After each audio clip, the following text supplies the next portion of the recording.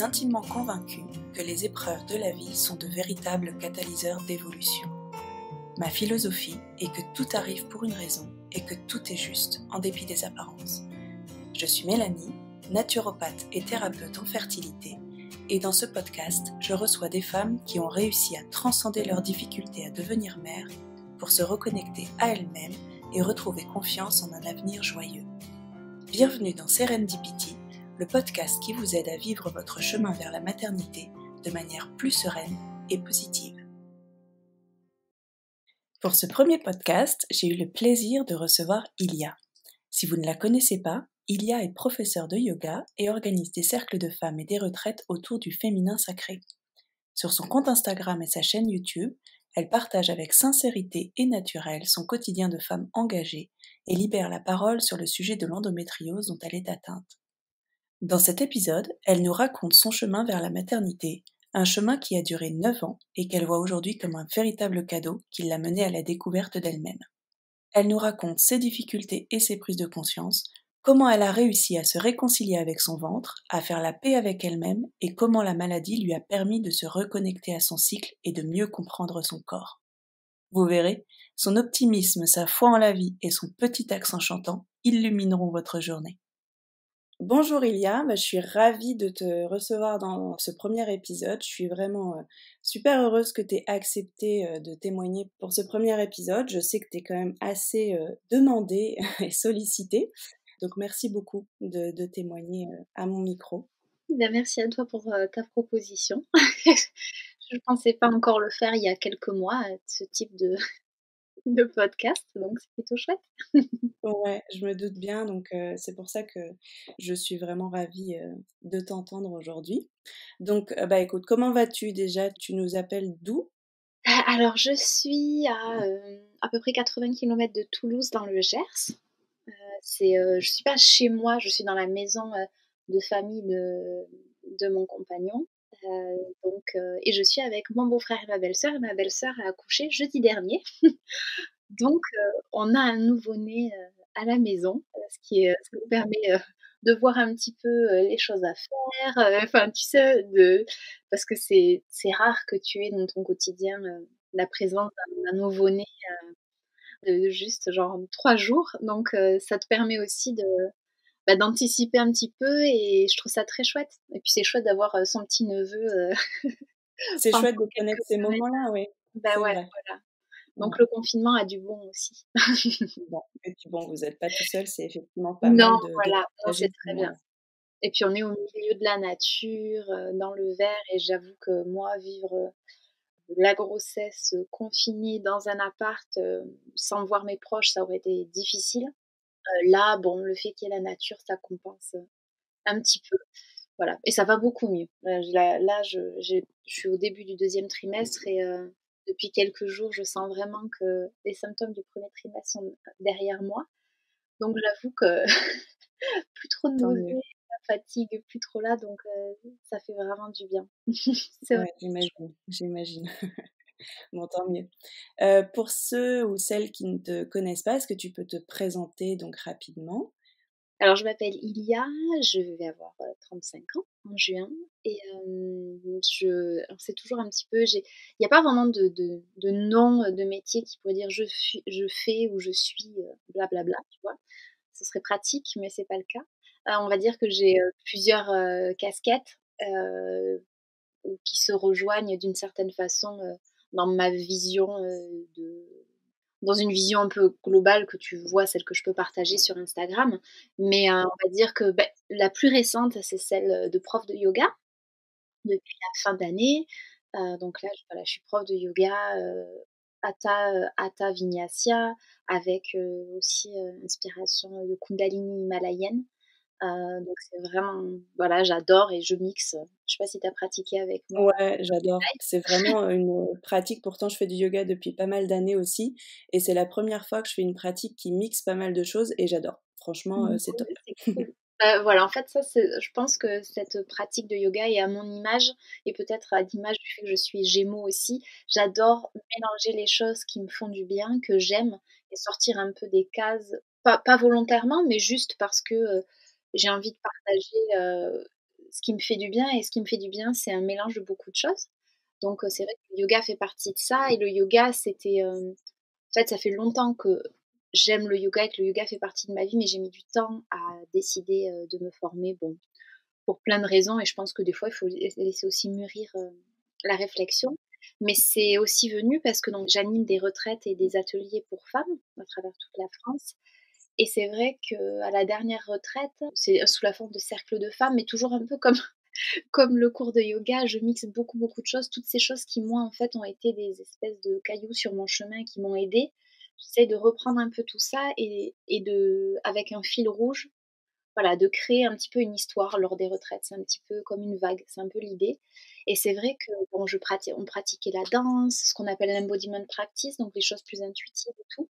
Mais je sentais vraiment que il me manquait, enfin en tout cas j'avais envie de partager quelque chose de plus physique et le plus énergétique aussi. Et c'est ça qui m'a vraiment décidée à me dire non là tu as besoin du yoga pour compléter ce que tu proposes déjà et pour faire quelque chose qui ait du sens, tu vois, complet. C'est pas que ça n'avait pas de sens, mais j'avais besoin d'aller un peu plus profondément aussi dans le travail et là, ça donne quelque chose de très complet et je suis ravie. Donc ça, c'est, on va dire que c'est, bah, la suite quand même, ça va bien avec le yoga et à côté, il y a une partie plus, que j'aime pas le nom, mais influenceur green, on va dire. Donc, une présence sur les réseaux sociaux, Instagram et YouTube.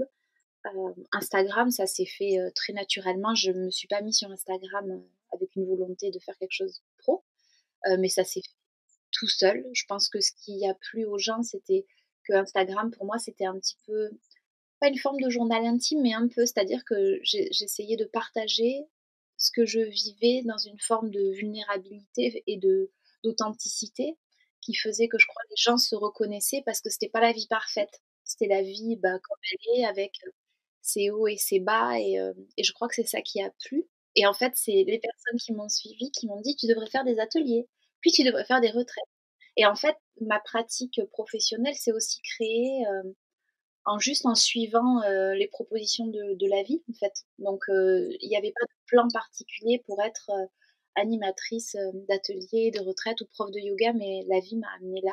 Donc j'ai suivi, ça marche plutôt bien et hem et voilà et partager, je crois aussi, peut-être un engagement aussi, pas peut-être, mais partager un engagement écologique aussi, Tout à fait, un oui. rapport à la terre, qui me semble important. Je pense que tout est lié et partager une vision spirituelle de la vie, pour moi, enfin, en tout cas, moi, j'ai cette sensation que ça peut pas être déconnecté d'une vision où on prend soin du monde dans lequel on est, de la terre et de tous ces êtres vivants, mais de manière très, très large, hein. Je parle pas que des animaux, je dirais que voilà, c'est un peu long comme présentation, mais Non, mais c'est qui tu es et c'est passionnant parce que tu as plein de cordes à ton arc et comme tu le disais, tout se recoupe et tout a un lien donc c'est top. Et tu disais du coup tu habites sur Toulouse en fait, hors confinement?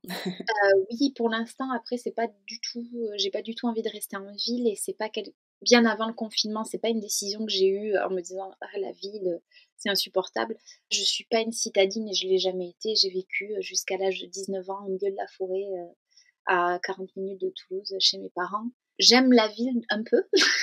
Je trouve elle a des belles choses au niveau culturel, au niveau des échanges et tout, mais je suis quelqu'un qui a besoin de la nature pour me sentir, pleinement vivante. C'est quand j'oublie, des fois et puis que j'y reviens, je me dis: «Oh ça m'avait manqué, pourquoi j'y vais pas plus souvent?» Donc voilà, ça c'est quelque chose qui est important et d'autant plus là avec, la grossesse et le bébé, qui va arriver en octobre, j'ai beaucoup de difficultés à envisager, d'élever mon enfant en ville, parmi les pots d'échappement. C'est pas mon truc. Voilà, mais je juge pas, enfin c'est pas du tout mais c'est vrai que Non, non, bah, c'est très personnel. voilà, moi j'ai besoin d'être en contact avec la nature, donc là on va chercher quand le confinement va, pas vraiment s'arrêter, mais s'assouplir en tout cas, voilà, commencer à chercher autour de Toulouse, une maison en location parce que là c'est compliqué de réfléchir à l'achat et j'ai pas envie de rajouter trop de Ça fait trucs. beaucoup. Voilà, mais ce sera bien. Ouais, c'est chouette. Et à partir de quand ton désir d'enfant est apparu? J'ai arrêté la pilule, je crois, c'était il y a 9 ans. D'accord. Je savais pas que j'avais de l'endométriose à l'époque, hein. Voilà, ça faisait 3 ans et demi qu'on était ensemble avec Ferdi. 3 ans et demi. On vivait ensemble du pratiquement le début et tout et voilà, j'étais, jusqu'à la fin de mes études où je les avais terminées. C'était le tout début de ma vie active mais bon, ça s'est pas fait comme ça. Bah, oui, oui Voilà. et du coup, ouais, tu peux raconter un petit peu ton parcours? Disons en fait, j'ai jamais été, même, durant ces 9 années à prendre par exemple ma température, à faire des tests d'ovulation à chaque fois. J'avais un peu ce truc de me dire: «Bah, ça arrivera, quand ce sera le moment» et j'avais pas du tout envie que ma vie sexuelle se transforme en quelque chose de déconnecté de mon rapport à mon amoureux aussi, tu vois? Et que ça devienne, une espèce enfin, comment dire? D'espace où, tu sais, il faut tomber enceinte et qu'en fait on enlève, aussi notre, je pense aussi l'essentiel de ce qui se passe dans la relation sexuelle et amoureuse et j'avais pas du tout envie de ça, heu, donc j'ai voilà, au début je me prenais pas trop la tête, je me disais: «Bon, bah, c'est pas le moment», puis après c'est vrai que j'avais quand même, des règles assez douloureuses. J'avais aussi des problèmes gynéco de type mycose, ce qui faisait que, bah, en termes de sexualité, c'était pas une sexualité, hyper épanouie dans le sens où, bah, comme j'avais mal, on ne pouvait pas faire non plus très souvent. Donc il y a des moments où quand c'était, l'ovulation, bah, j'avais mal. Donc enfin, tout ça, je pense que ça a aussi joué, sachant qu'aussi Ferdi a fait un burn-out, je crois 2 ans après qu'on ait commencé à essayer ou 1 an et demi après. Donc en fait, j'avais aussi ce truc de me dire: «Bah, en même temps, entre le burn-out, tout ça, c'est normal aussi que ça ne vienne pas». Mais il y a maintenant 4 ans, attends, c'était pour mes 30 ah non, c'était même un peu plus depuis 2 fois, tu fais: «Ah ouais, d'accord». Donc c'était il y a 4 ans et demi à peu près, j'ai fait, une, je suis allée voir mon médecin, je lui en ai parlé, je commençais un petit peu à me prendre la tête. Donc, tu vois, en comptant, c'était au bout de 4 ans et quelques à peu près. Sachant qu'en fait, si tu veux, quand Ferdi a fait son burn-out, au bout de quelques temps, on a pris la décision de ne pas vivre ensemble. Enfin, on s'est séparés pendant 1 mois. C'était parce que c'était pour moi trop vraiment compliqué à gérer. Et donc, en fait, on n'a plus habité ensemble pendant pratiquement 2 ans. On se voyait, mais lui était en campagne, moi j'étais en ville et je continuais à travailler. Et lui, il était en mode je sais pas trop, ours des bois, quelque chose comme ça, où il était un peu dans une recherche de lui-même et moi c'était dur pour moi de l'accompagner là-dedans, tout le temps, H24. Et donc si tu veux, le fait qu'on se voyait pas non plus faisait que, bah, on calait pas le fait de se voir au moment de l'ovulation et puis c'était un moment où j'étais super excitée à l'idée d'avoir un bébé avec, avec lui dans cette période-là parce que je le sentais aussi pas du tout prêt, à ça et je crois que c'est aussi ça qui est important, c'est il y a une part de toi où tu sens aussi quand l'autre était pas prêt et je pense que Ferdi ne l'était pas jusqu'à il y a pas si longtemps que ça, au final. Et donc en fait, j'en ai au bout d'un moment quand même quand on s'est remis à habiter ensemble et tout, je suis allée voir mon médecin, je lui en ai parlé et et en fait là, il on a fait, bah, une analyse, et attends non, je mélange tout. Bah, c'est pas grave, mais en gros, je suis allée faire, échographie juste je crois que c'était intravaginal. Endovaginal, ouais. Ouais, on a fait, celle-là, mais je crois que d'abord c'était la normale, puis après endovaginale parce que, bah, ils voulaient voir un petit peu mieux. Les analyses de sang étaient bonnes, et là, en fait, ça a été ils comprenaient rien. Non, mais ils sont nuls en plus, franchement. Ils ont commencé à me faire: «Vous faites peut-être une grossesse extra-utérine de jumeaux», un truc Ah complètement, ouais, fou. Ouais, ouais, donc j'étais en mode: «Mais c'est pas trop possible parce que je suis séparée de mon compagnon», donc je sais pas. C'était un peu et en fait, après je suis allée faire un IRM et là, ils ont découvert l'endométriose. d'accord. Donc ça donnait aussi, une une explication à cette, bah, à la fertilité enfin, j'aime pas le terme d'infertilité, mais en tout cas au fait qu'on n'arrivait pas à avoir un et donc à partir de là, ça a été un petit peu un chemin assez long parce que les médecins, te proposent, bah, la pilule. Moi, c'était pas quelque chose que je voulais, puis de toute façon, j'étais toujours dans l'envie d'avoir un enfant, donc je voyais pas trop le lien. Bah, ouais. Hem Et après, ils ne voulaient pas m'opérer parce que j'ai quand même une endométriose qui est, très importante. et le fait d'opérer pouvait me rendre stérile parce que j'ai, par exemple, un ovaire qui est recouvert d'endométriose, des adhérences. En fait, j'ai pas, des très gros kystes, mais c'est plus plein de choses partout. Ouais. Voilà, et donc en fait, quand tu fais une opération, l'idéal, c'est de tout enlever pour pouvoir, pas que le corps refasse des cellules, d'endomètre, bah, pas où il faut. Parce que c'est ça, pour ceux qui connaissent pas l'endométriose, c'est que le corps produit des cellules de l'endomètre qui est censé, bah, c'est ce qu'on perd au moment de nos lunes, de nos règles. Et en fait, le corps va les produire ailleurs, à des endroits où il ne faudrait pas qu'il y en ait. Donc ça peut aller, jusque, dans l'estomac, le poumon, le côlon, mais en l'occurrence, moi, c'était côlon et autour de l'utérus, donc sur les ovaires, sur un peu pas loin de la trompe, dans le cul-de-sac de Douglas, toutes ces choses-là. Et en fait, au moment, des règles, ça se met à saigner, sauf qu'il n'y a pas de possibilité que le sang, s'évacue parce que c'est une cavité fermée, c'est pas comme l'utérus. Et là, pour le coup, bah, ça crée des adhérences un peu partout. Et c'est ça qui est douloureux et c'est ça qui pose aussi des problèmes de fertilité parce que ça crée un environnement très inflammatoire dans le ventre et qui ne rend pas, le lieu très accueillant.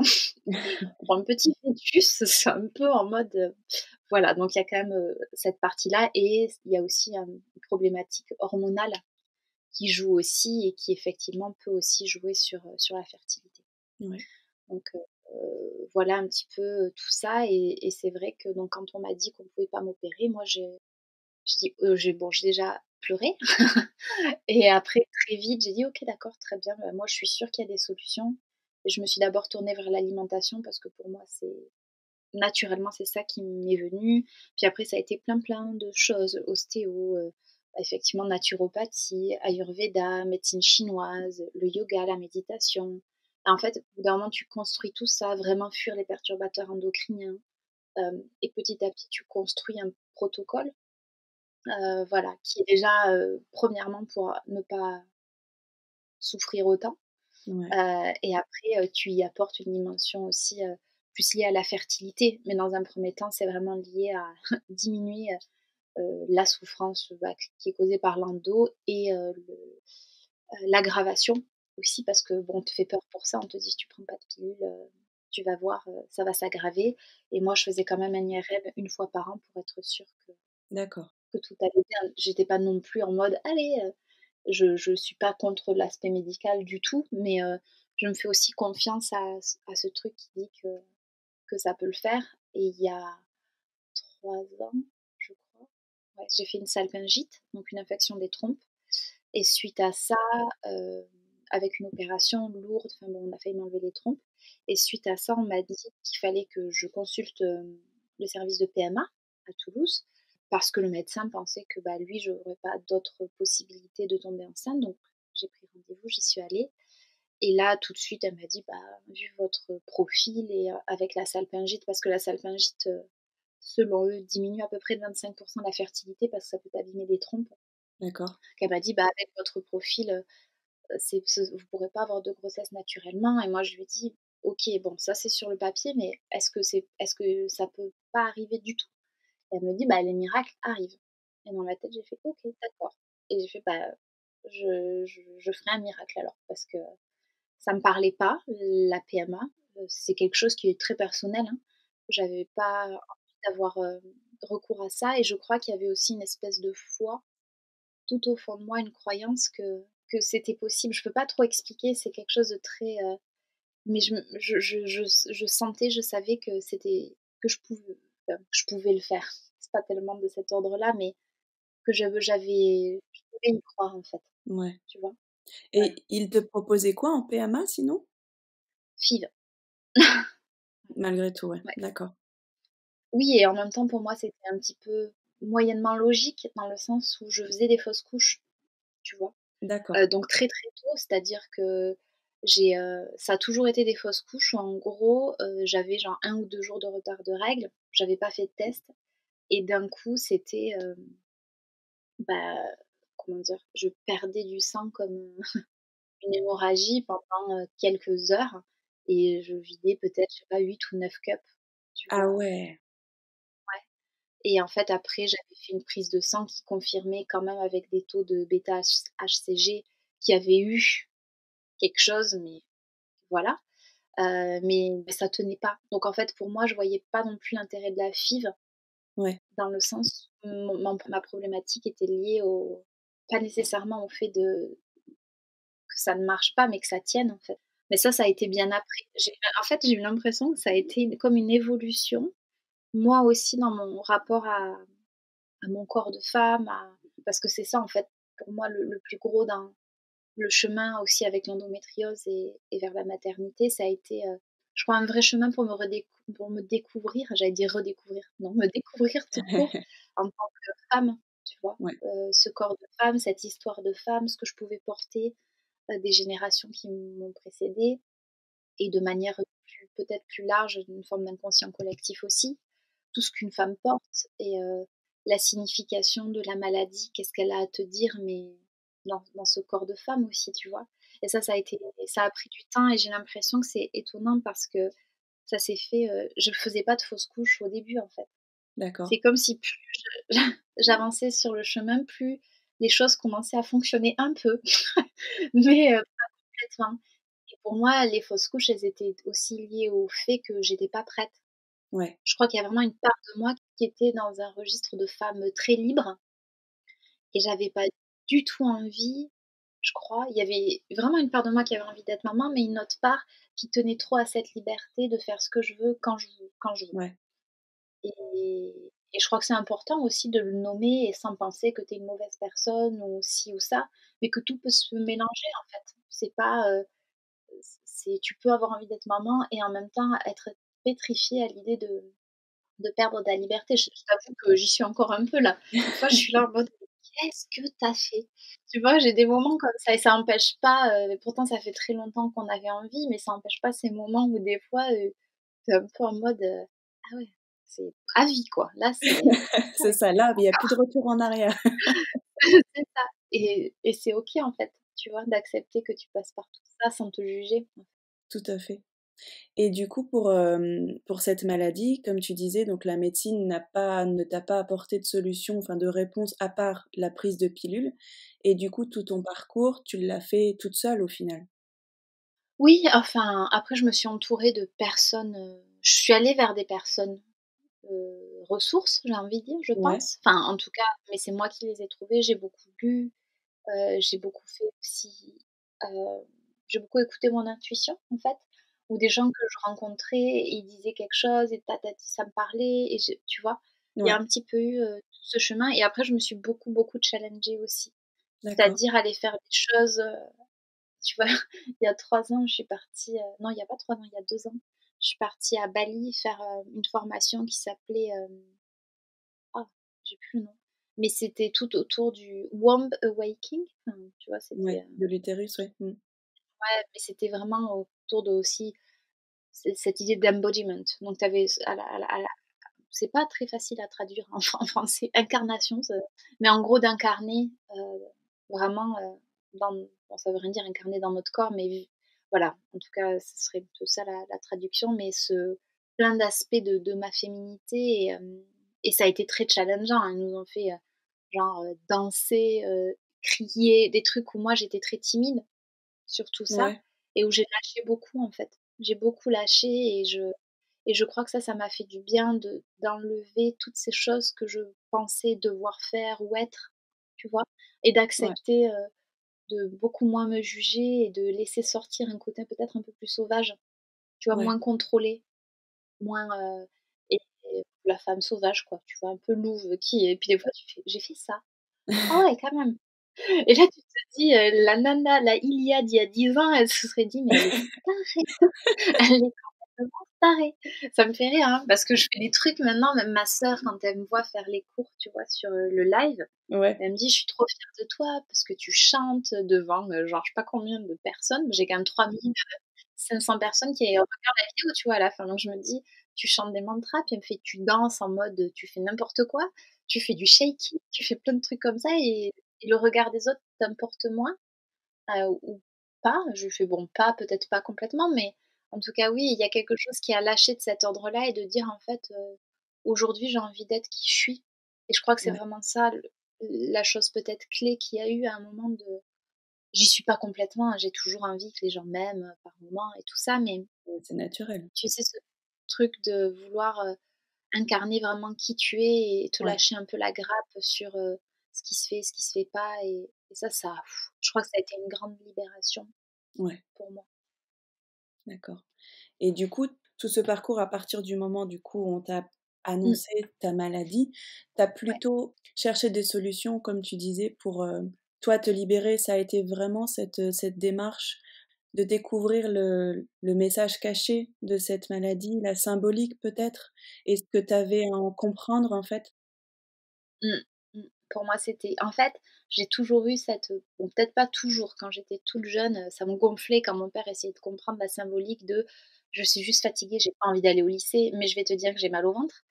Heu, mais enfin, dire: «Je suis juste malade», ou «Tu as juste des fois envie qu'on s'occupe de toi» et Ouais, ça, tu peux pas le verbaliser. Mon père cherchait à trouver la symbolique du truc. Enfin, c'était un peu d'accord. compliqué, ça me gonflait. Mais Ouais, j'ai toujours vécu dans une famille où on était quand même dans ce truc de il y a un sens, ouais, tu vois, derrière et heu et c'est vrai que très vite, je me suis dit, en fait, c'est qu'il y a eu l'endométriose, mais si tu veux, je suis partie, à Bali juste avant de savoir que j'avais de l'endométriose et j'ai sauté dans l'eau depuis 18 mètres et je me suis fissuré le sacrum. ah Puis oui? après on m'a dit que j'avais de l'endométriose. Puis après il y a eu la salpingite et puis j'ai eu quelques années auparavant une éventration. Donc en fait tout était tout le temps au même endroit. Si tu veux, j'ai pas eu d'autres problèmes de santé et tout était toujours au niveau du ventre. Ouais, Et là j'ai commencé à me dire: «Bon, heu, enfin, il y a un truc», tu vois? Parce que sinon ça serait, pas localisé toujours dans le même espace et je me suis dit là et j'ai une part de moi qui a eu peur un peu aussi. ouais, Tu sais, ce truc de se dire: «Mais, jusqu'où ton corps va avoir besoin d'aller pour qu'à un moment tu le message?» Et ça, je crois que ça m'a fait peur. C'est au moment de la salpingite qui a été, je crois, le moment le plus douloureux de toute ma vie, parce que les médecins ont fait n'importe quoi, ah ouais, vraiment n'importe quoi et ils m'ont laissée, enfin bon, voilà, pendant une semaine avec la salpingite, enfin bon, donc ça a été vraiment, très, très dur et heu et j'avais l'impression de me faire, je crois que même avec l'endo, c'était pas ça, de me faire déchirer de l'intérieur. Donc il y a eu ce truc où je me suis dit: «Là, ça, c'est plus possible, en fait».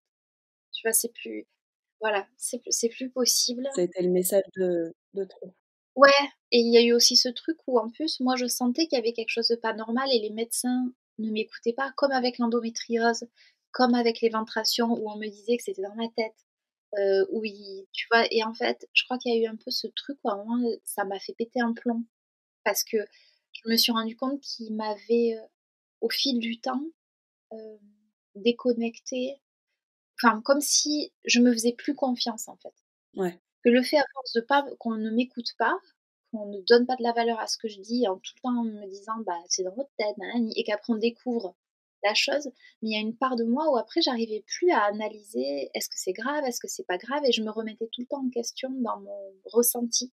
mmh, Et quand j'ai vraiment percuté ça quelque temps après, après la salpingite, parce qu'en fait, j'ai appelé mon médecin traitant et je lui ai dit que je culpabilisais de pas avoir dit que c'était vraiment grave. Et là, il s'est énervé en me disant: «Écoute, maintenant tu vas arrêter, c'est les médecins qui ont fait n'importe quoi». bah ouais, Il me dit: «Donc tu vas surtout pas te remettre en question toi». Il me dit: «Tu es allé à l'hôpital, tu es allé aux urgences, tu as fait des analyses, tu as fait machin, donc à un moment, arrête en fait». Et moi, j'étais dans ce truc de me dire: «C'est ma faute». ouais, d'accord. Heu, Tu vois? Et donc là, j'ai dit: «Là, il y a quelque chose, c'est plus OK». Ouais, En fait, c'est plus OK que je remette tout dans les mains des médecins, et que moi, je dois vraiment me faire confiance et je dois retrouver cette confiance dans mon intuition et mon ressenti. ouais. Parce que c'est le plus important et c'est ça qui doit maintenant me guider. Ça veut pas dire que tous les médecins sont des cons, hein, c'est pas du tout ce que je Non, non, dis. pas du tout, mais Mais que c'est, que je crois qu'on sait mieux que quiconque ce qui est, juste et bon pour nous, en tout cas.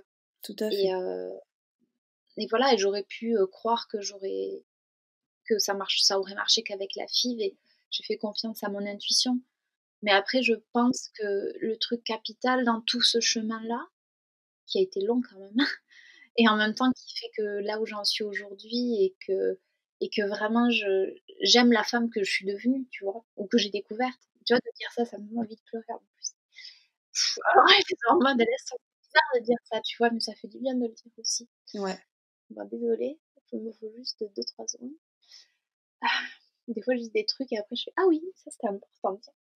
Donc ouais, c'est quelque chose qui, je crois, était important dans ce chemin-là et où en fait, il y a eu vraiment ce moment où je crois parce que tout le monde te dit, tu sais la fameuse phrase, «Non mais ma cousine machin, elle est tombée enceinte quand elle a lâché prise, et ma belle-sœur truc, c'est quand, elle a décidé d'adopter qu'elle est tombée enceinte», enfin, tu vois?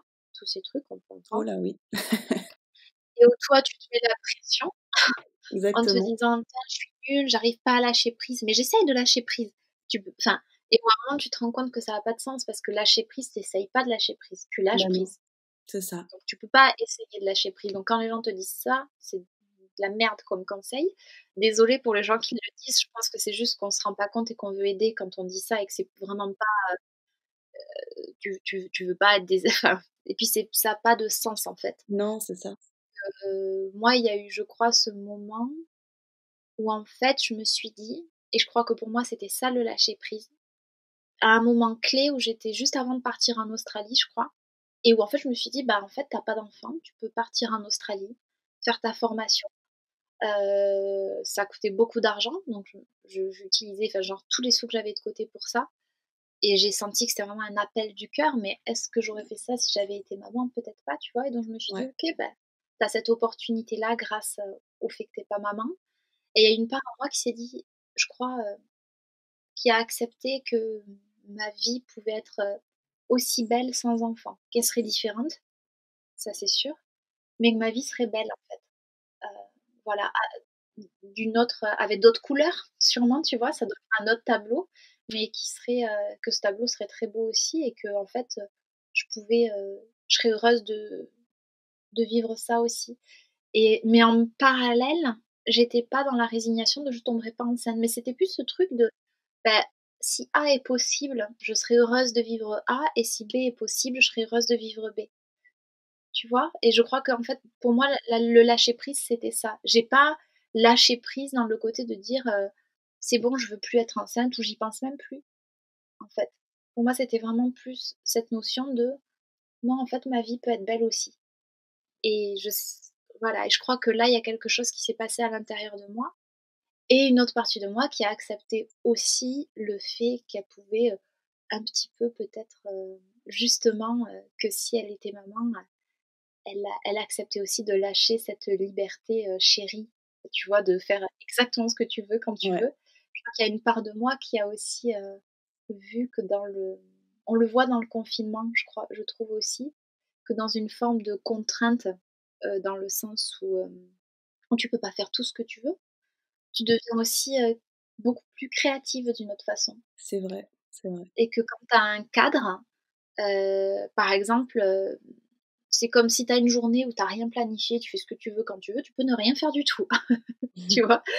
Mais si par contre, il y a un côté un peu plus calé où tu dois être un peu plus efficiente, bah, peut-être que tu auras plus d'inspiration dans ces moments-là parce qu'en fait, voilà. Donc je me suis dit: «En fait, je suis prête à lâcher aussi ça en même temps», tu vois? Ouais. Et il y a tout ça qui s'est un petit peu arrivé, je crois, en même temps et évidemment, bon, la formation en Australie, je crois qu'elle a lâché aussi, beaucoup, beaucoup de choses, parce que je pleurais tous les jours, ça m'a confrontée à beaucoup de trucs. J'ai lâché, un gros besoin de perfection en acceptant de donner des cours en anglais, qui étaient pas parfaits du tout, que j'aurais pu faire 10 000 fois mieux en français et que j'étais au bout de ma vie, mais je l'ai quand même fait et ça a été, je crois, une autre des grandes étapes, mais je pourrais pas dire, tu sais, les gens me demandent, «Qu'est-ce que tu as fait?» ou qu'est-ce que tu conseillerais? En fait, rien de particulier, je pense que chacun a son chemin, et c'est pas ma formation de yoga qui a fait que je suis enceinte aujourd'hui, c'est tout ce chemin-là, en fait et il y a tellement de choses qui font ce chemin, tu vois? C'est pas Ouais. juste, Non, il y une a pas de action. formule miracle. Non. C'est plutôt le cheminement psychologique, les blocages que tu as levés, les prises de conscience que tu as eues et cetera et peut-être, je pense, comme tu disais, une forme d'acceptation Ouais, et d'accueil de ce que tu vivais et du moment présent aussi et comme tu disais de se dire que, bah, la vie est belle aujourd'hui aussi peut-être oui, déplacer ce besoin ou en tout cas que ça ne devienne plus, une nécessité, ce bébé, mais que ça vienne plus comme un plus justement dans ta vie? Ouais, exactement. Je pense qu'après, il y a eu aussi un gros travail, énergétique Ouais, aussi. Une forme plus subtile, mais de et corporelle aussi, je crois, de me réapproprier cette partie de mon corps, ouais, qui était pour moi, je pense, un peu un no man's land pendant longtemps. ouais, Je j'ai jamais subi d'abus, hein, sexuels, mais je sais pas, il y a des trucs que je portais, je crois, qui ne m'appartenaient pas, à ouais, moi, mais des choses un peu, qui je crois m'ont aussi beaucoup impactée et qui avaient un rapport à mon corps qui était pas, j'allais dire c'est pas sain, mais peut-être ouais d'une certaine façon. En tout cas, on n'était pas, super copains et il y avait un peu un truc de tu sais? Genre: «Ouais bon OK, j'ai un ventre, j'ai un utérus, un vagin», enfin mais commencer à apprendre comment s'appelaient ces différentes parties de mon corps, pouvoir les nommer sans avoir l'impression, tu sais, d'être une petite gamine qui dit un gros mot et ouais. qui est là: «Oh utérus, oui, oh» ça, bah, tu vois? Alors que non, c'est juste, ça s'appelle comme ça, tu vois? Et ça a été aussi tout ce travail et je crois que moi, ce qui a été, je crois, un grand pas aussi sur mon chemin, ça a été la découverte des 4 phases du cycle féminin, Ouais, parce que ça m'a vraiment reconnectée à cette part de ma vie de femme que moi j'avais pas mis de côté, mais ça me faisait tellement souffrir en fait, enfin, ouais, physiquement, c'était tellement douloureux, une fois par mois, même pas qu'une fois par mois, parce que moi j'avais mal à l'ovulation, j'ai le SPM, c'était enfin j'avais le dos fracassé, un peu envie de vomir, puis après tu avais les règles qui arrivaient, enfin, ouais, tu vois? C'était vraiment en gros, je disais toujours: «Ah super, en gros je suis tranquille 10 jours par mois. c'est Génial!» ça. Donc j'avais un rapport à cette partie de moi, heu, qui je crois est pourtant fondamentale et aussi une source de puissance aussi. Ouais, Mais je m'étais coupée de ça et le fait de découvrir d'abord, Lune rouge de Miranda Gray il y a, je dirais que c'était il y a 4 ans. C'était un peu vraiment le début du chemin. Il y a eu un peu ça et puis en fait après je me suis dit: «Mais c'est incroyable, ça a révolutionné ma vie» dans le sens où j'ai commencé à intégrer le fait que je pouvais ne plus être, victime de mon cycle, mais que je pouvais m'en servir et qu'en plus j'acceptais, ce côté cyclique, c'est-à-dire, tu vois, vraiment cette phase où tu as de l'énergie, où après, bah, tu as cette phase de rayonnement, bon, où tu charges un peu avec l'ovulation, mais quand même, voilà et ce moment où ça commence à décroître, moi, je sentais que je luttais beaucoup contre cette décroissance, en fait, ouais, tu vois? Et je pense que bon, c'est pas rien, hein, je pense que à à une échelle aussi beaucoup plus globale, on lutte enfin beaucoup de gens luttent contre la décroissance, ça ne leur plaît pas. Il faut être en croissance, toujours, mais ça ne marche pas, c'est pas la solution, c'est pas naturel. Donc il y a un moment où il y a cette énergie qui décroît et où en fait, si tu ne luttes pas, il y a quelque chose de beaucoup plus doux qui s'installe et où petit à petit je me suis rendu compte que j'avais beaucoup, beaucoup moins mal, quand mes lunes arrivaient, tu vois? d'accord. Et là je commençais à me dire: «Mais en fait, tu ne dois pas ralentir et ne rien faire parce que tu as de l'endométriose, mais juste parce que tu es une femme et que c'est le cycle et que c'est comme ça que ça fonctionne et qu'en fait, j'ai la chance de pouvoir adapter mon activité professionnelle à ça. Ouais, Bon, de toute façon, avec les douleurs, je ne peux pas donner un cours ou un atelier, c'est vraiment très compliqué, mais si tu veux, il y a eu vraiment ce truc où je me suis rendu compte que plus j'acceptais cette espèce de cyclicité, plus mon corps me remerciait. Genre en mode: «Ah, elle commence à comprendre. Bon, on va être moins vache, tu sais? Elle va moins charger le mois prochain» et il y a vraiment quelque chose comme ça qui s'est créé et ça a été fondamental et c'est pour ça que j'ai proposé à Cécile de faire ce programme de yoga et de méditation parce qu'il y a eu quelque chose où pour moi ça a changé ma vie, vraiment et je me suis dit: «Bah, je crois qu'il faut que toutes les femmes puissent, explorer ça dans leur corps».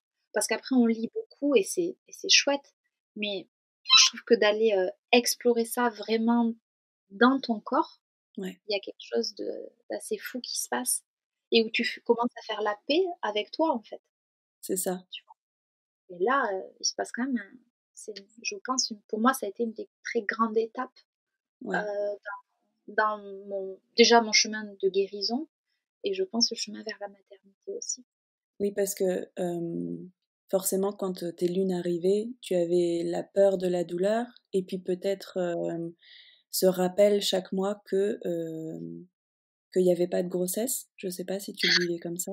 Ah si, je pleurais à chaque fois. Ouais, Ça, c'était difficile. Il y avait un peu ce truc où c'était, un peu genre, ouais bon, bah enfin, j'y croyais même pas, même quand j'avais du retard, tu vois? Tu as tellement fait de tests de grossesse qui se sont avérés négatifs qu'après, tu as 4 jours de retard, tu essayes même pas. Tu fais: «Ouais, c'est pas grave, laisse tomber», Non, mais en plus, ça m'est arrivé genre de faire un test et au moment où je fais le test, je vois que le test est un petit peu rouge, tu vois? Ça c'est sérieux? Vous êtes sérieux là? Bon, OK.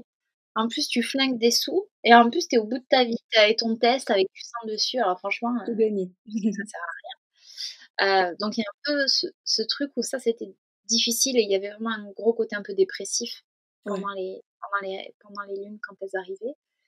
Mais petit à petit, il y a eu quelque chose qui a commencé à arriver, c'est-à-dire, je suis arrivée doucement à aussi intégrer que ce moment-là, c'était un moment de nettoyage, en fait et d'accord. je pouvais pas m'empêcher d'être triste, Ouais, voilà, ça c'est sûr. Mais il y avait aussi un côté où ça me reconnectait à la magie de la vie, à ce côté de me dire: «OK, bah, ça nettoie, en fait».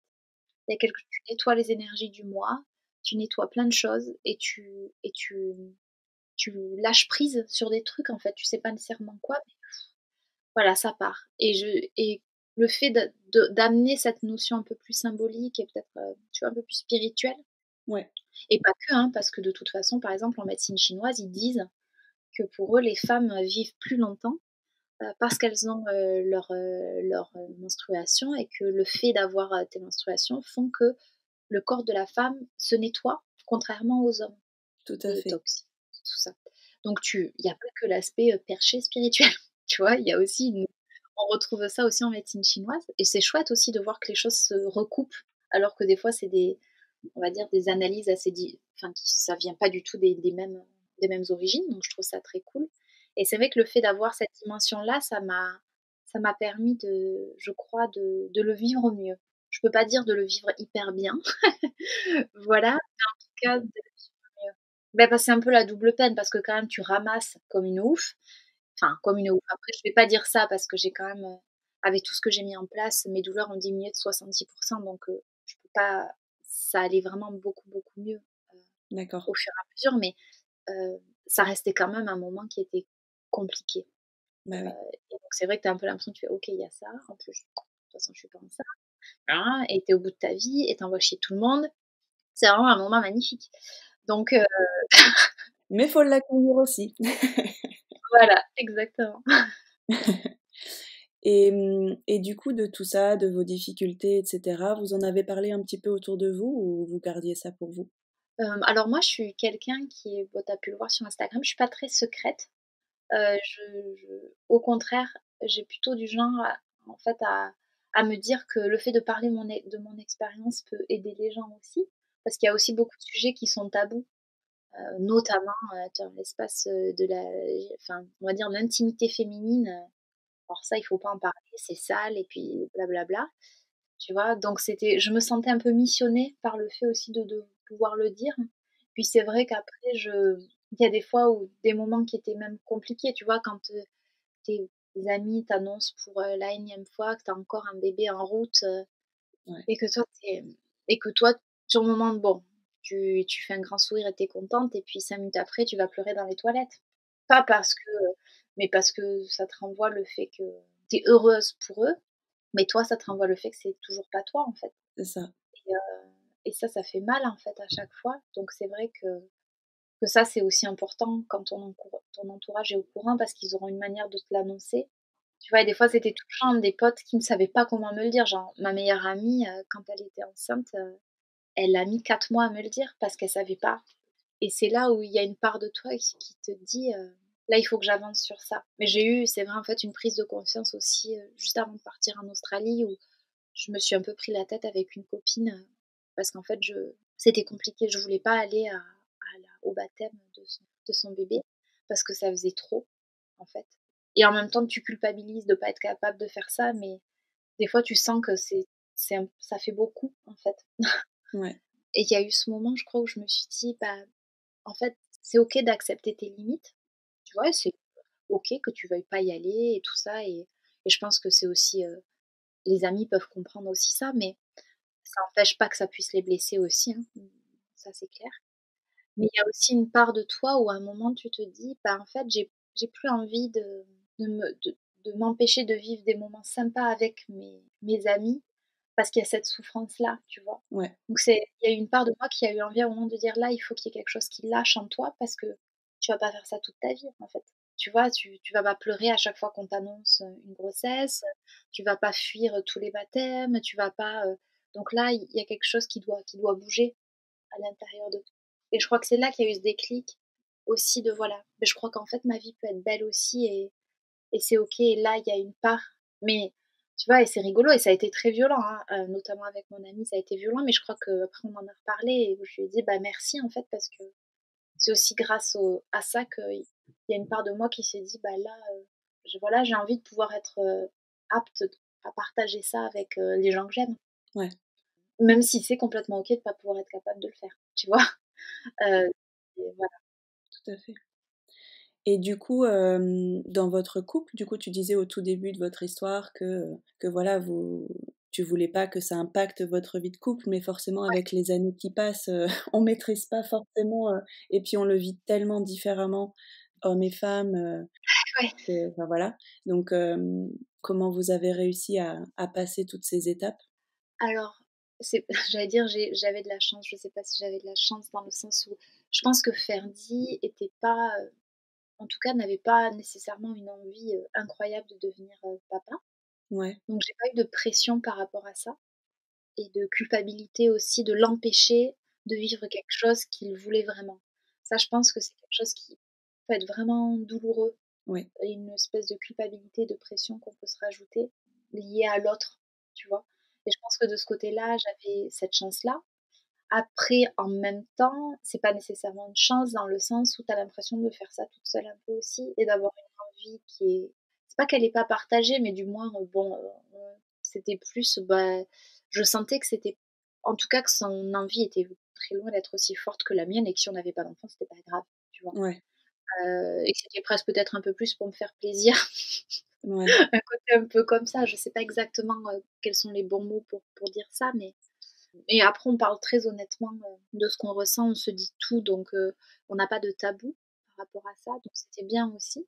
Mais c'est vrai que voilà, il y a eu cette espèce de double, truc qui fait que je pense qu'à la fois c'était positif et pas que, mais où, en tout cas ça je crois ça a fait aussi que notre couple au fur et à mesure, du temps s'est renforcé aussi. Parce que finalement ça devenait aussi un espace, de se dire: «Bah écoute, si on doit jamais être parents, ça nous empêche pas d'être heureux, dans notre couple ouais. et de s'épanouir et de tu vois? Et de voilà, donc je crois que ça, il y a eu quelque chose de qui s'est passé notamment en fait, un petit peu t j'ai l'impression que tout a bougé un peu au même moment aussi.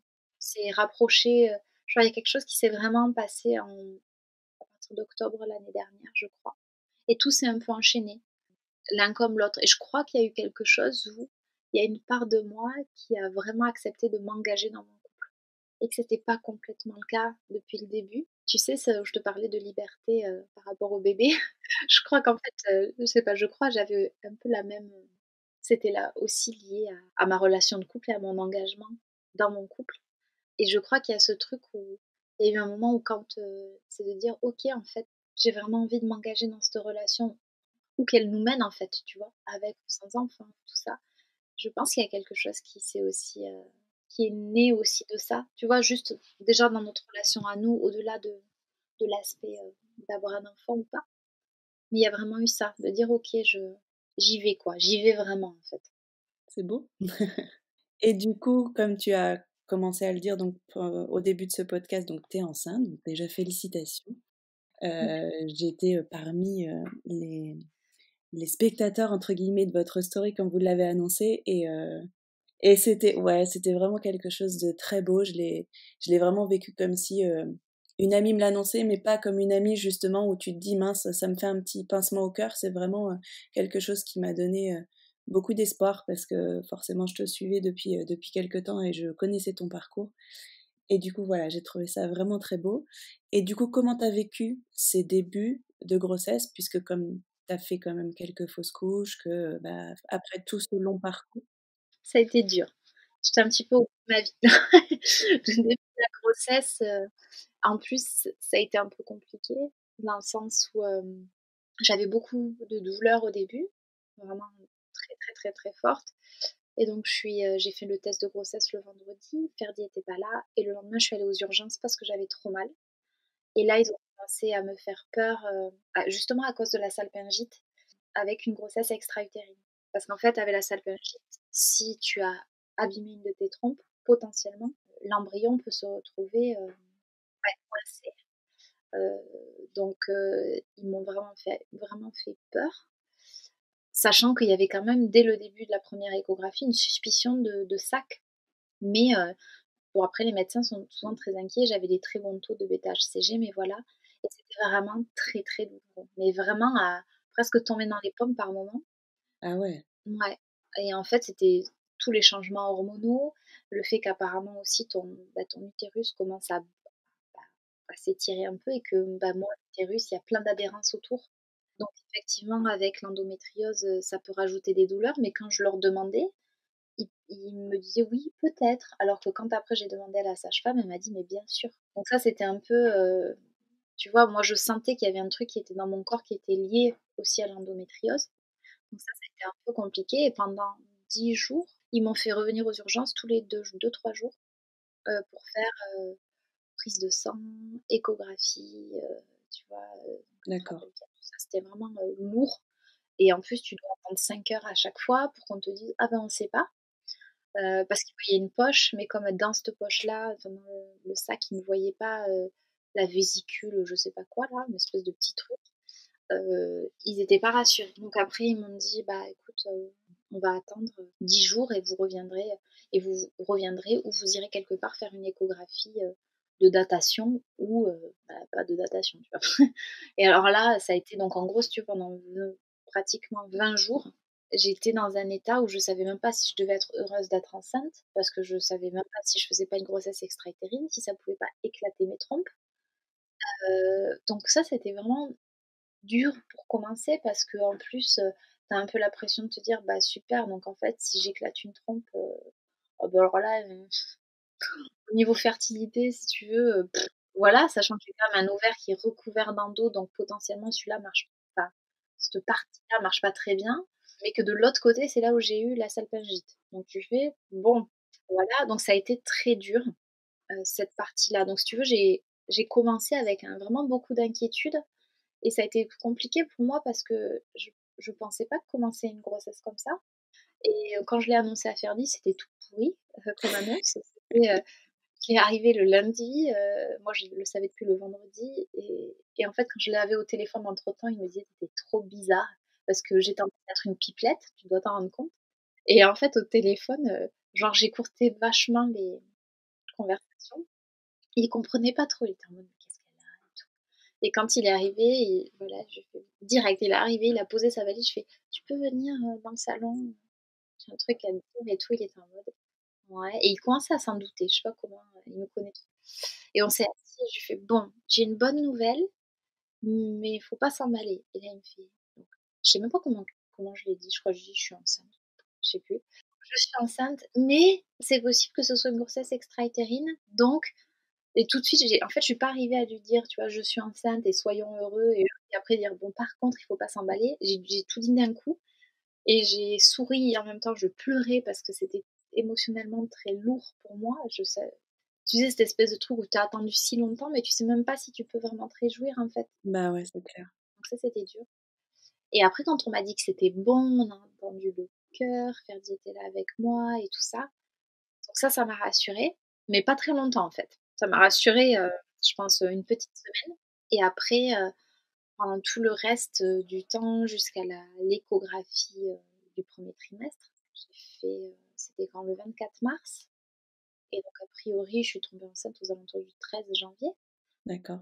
et donc en fait, tu vois, je suis tombée enceinte, puis il y a eu je sais plus quand est-ce que c'est, donc 2 semaines plus tard à peu près. Donc tu vois, pendant pratiquement 2 mois, en fait, à peu près, ça a été très long. C'était, des crises d'angoisse, de me dire: «Le bébé, il est mort». Bon, c'était vraiment difficile, parce que En fait, j'avais pas prévu que je serais comme ça.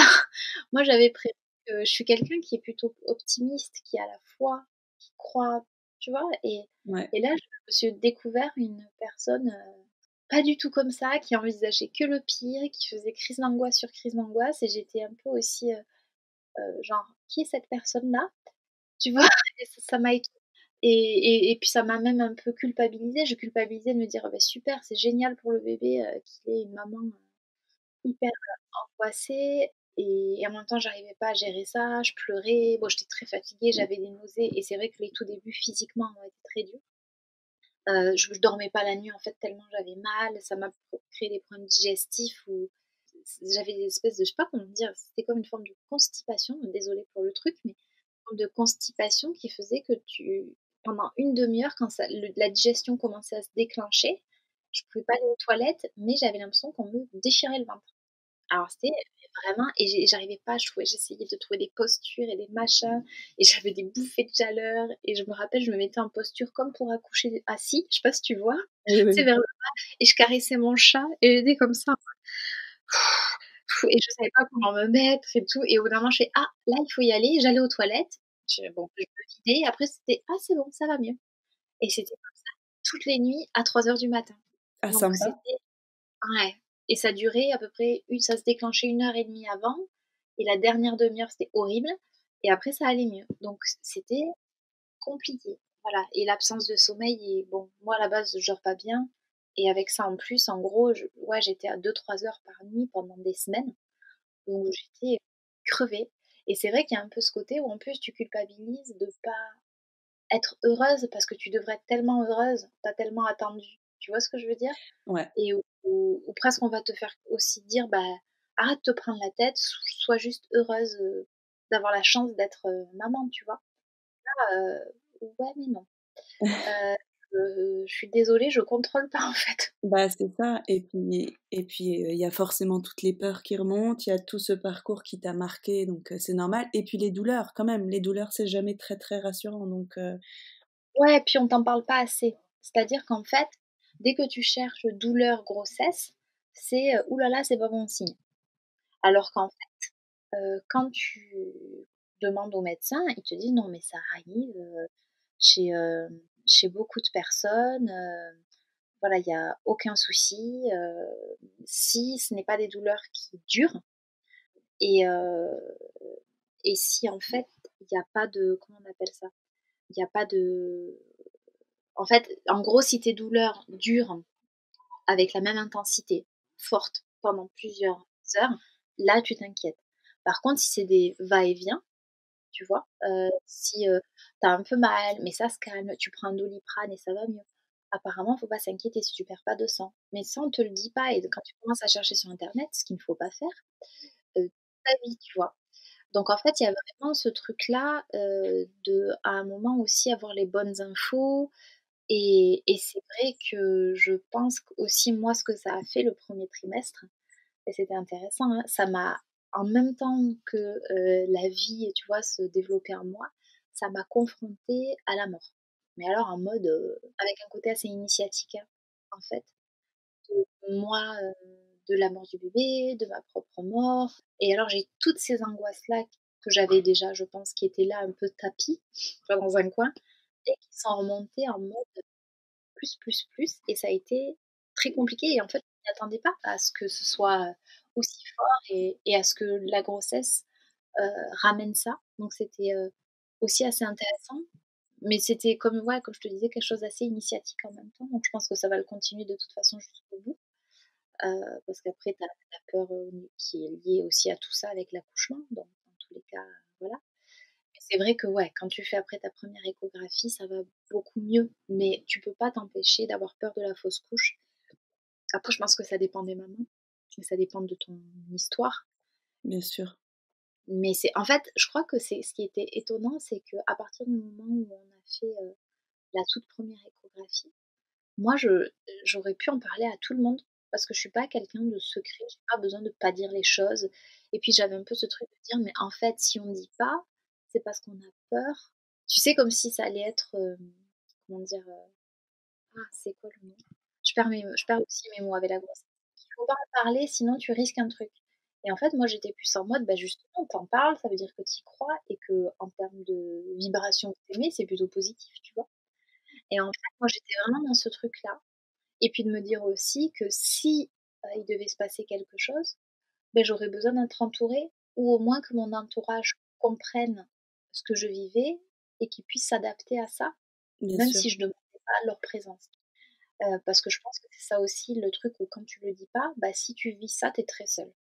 Ouais, tout à Donc ça, fait. c'était en tout cas ma perception des choses et chacun fait vraiment comme il veut. Mais c'est vrai Mmh. qu'il y avait ce truc-là, mais après j'ai des personnes qui très vite ont commencé à faire, enfin moi si j'étais toi, je l'annoncerais pas à tout le monde parce qu'on sait jamais.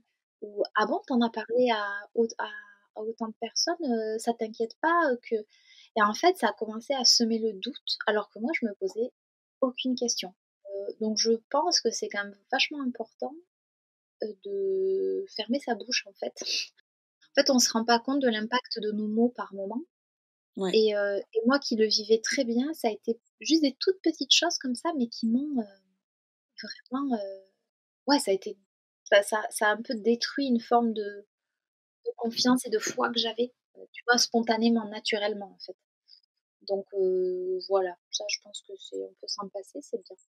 Ouais, bah, oui, c'est vrai que les autres, pour, à peu près tous les sujets dans la vie, ont tendance à relarguer sur toi, leurs propres peurs et faut en être conscient pour vraiment s'en protéger parce que c'est compliqué, mais au début d'une grossesse, c'est sûr que c'est après un parcours comme ça, c'est toujours un petit peu compliqué de faire face à ça et j'imagine bien que ça doit mettre le doute, quoi.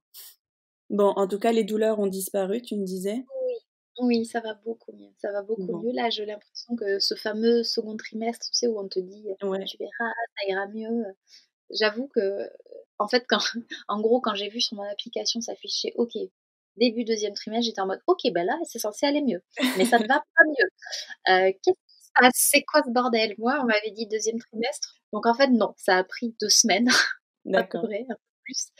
C'est une vraie transition de toute façon, mais où là, voilà, le ventre, commence à vraiment bien s'arrondir, à où je pense que là, ça fait quelques jours où je suis quasiment sûre que je sens vraiment le bébé bouger. Ah, c'est Il y a chouette. des petits, comme vraiment des bulles, c'est ce que les personnes disent et quand tu commences à la voir, tu fais: «Ah oui, c'est ça» et c'est étonnant parce qu'il y a un peu un truc de puis il y a je pense qu'il y a quand même une partie de toi qui y croit quand même pas complètement. Ouais. Tu vois, tu beau voir ton ventre s'arrondir, tu beau voir tout ça, il y a quand même une partie qui est toujours en mode, «Est-ce que vous me faites une blague?» parce que franchement, ce serait pas drôle. Heu, en gros, me sortir comme ça: «Eh non, en fait, tu vois? Il y a une part de toi qui est un petit peu qui croit un petit peu à ça, je crois. Enfin, en tout cas, moi, il y a un peu ce truc-là. Je pense que c'est une forme de protection aussi, Oui, après tout bien ça. sûr.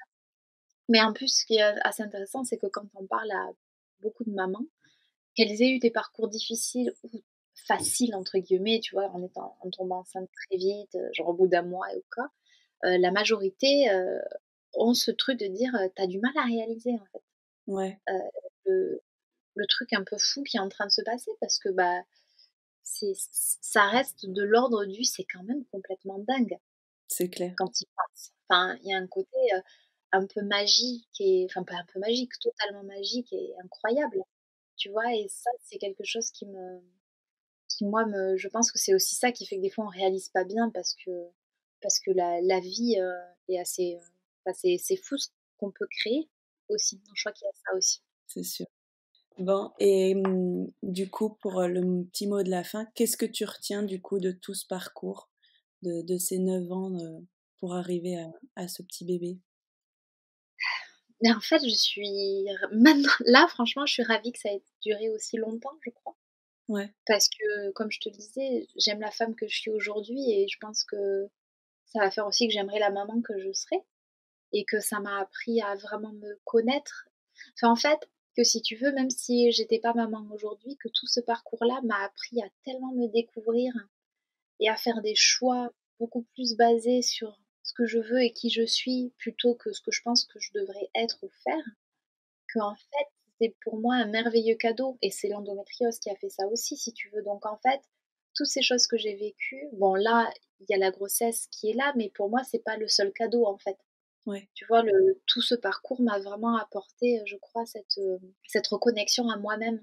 Donc en fait, rien que ça va, tu vois? C'est c'est un peu le truc de fou, je crois, en soi et c'est vrai que le bébé, c'est la cerise sur le gâteau. Je le vois plus comme ça, en fait. Ouais. Le fait de dire c'est pas la fin en soi de ce parcours. Pour moi, c'est vraiment le fait de m'être reconnectée à vraiment à moi-même et c'est merveilleux de pouvoir, devenir maman. Mais en soi, voilà, le package est merveilleux, tu vois? Vraiment et le chemin l'est et je pense qu'en fait, il y a vraiment ce truc où les choses arrivent pas par hasard et où je suis reconnaissante, en fait, d'être passée par tout ça parce que, voilà, ça a créé mon activité, ça a créé, une relation différente dans ma vie de couple, même avec, ma mère, ma sœur, les femmes de ma vie aussi, tu vois? Ouais. Donc c'est beau, en fait, aussi. Ouais, c'est très beau.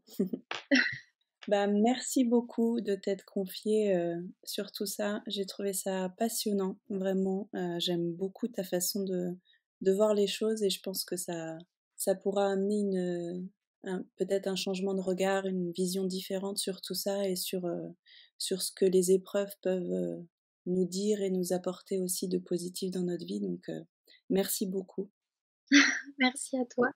et je te souhaite une merveilleuse grossesse, un très bel accouchement et une belle rencontre avec ton petit bout. Et puis voilà, je te souhaite plein de belles choses avec ton chéri et puis, avec cette nouvelle, famille que vous allez créer. Ben, merci à toi et moi je te souhaite le meilleur pour ce podcast Merci beaucoup.